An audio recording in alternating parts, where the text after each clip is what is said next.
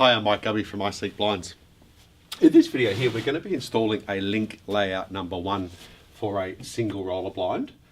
This one here is an outside mount. So a link layout number 1 is our most popular link layout that we have here on the iSeek Blinds website because it gives us so much flexibility for our large sort of bifold doors and our large sliding doors. You know, we can have a single blind on an exit door and then we can have a larger blind to cover the other panels. But again, we're keeping our chains to the outside. So I've got the link layout number 1 installed here, and what I'm actually going to do is I'm going to take it down and then I'm going to reinstall it, and I'm just going to explain that process for you. So before I do that, you can see that I've got independent control of both blinds, whether that's for a chain drive or a motor, and I've got this nice little gap here in the middle, and I've got a nice neat bracket here at the top. So the first thing we're going to do is just take these blinds down, and the way I do that is take this blind down first. I just turn that little plastic wheel in the anti-clockwise direction, and then that will retract that little metal pin that I'll explain more in a few moments. So that first blind has come down,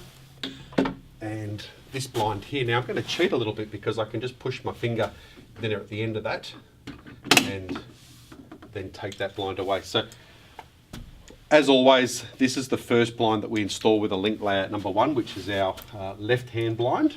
I've got my chain drive in the straight up and down position, and I'm going to install this blind because you can see that larger end piece there. Well, that's the first part that I'm going to put through this bearing bracket. So I've got my brackets installed. I've got my intermediate bearing bracket installed directly where I put my little pencil mark, which is exactly the spot where I measured to. First thing, I'm going to fit the chain, make sure that's right in the up and down position.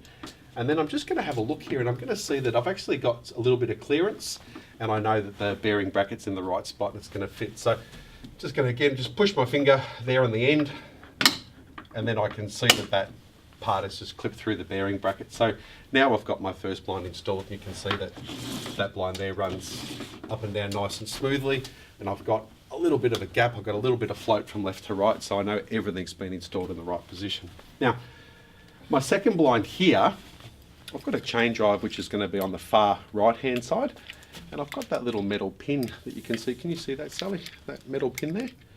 What I have to do is turn this plastic wheel in the anti-clockwise direction because I need to get that metal pin to retract sort of inside the tube. So if I just turn that, you can see now that that pin end is now hidden sort of inside the tube there.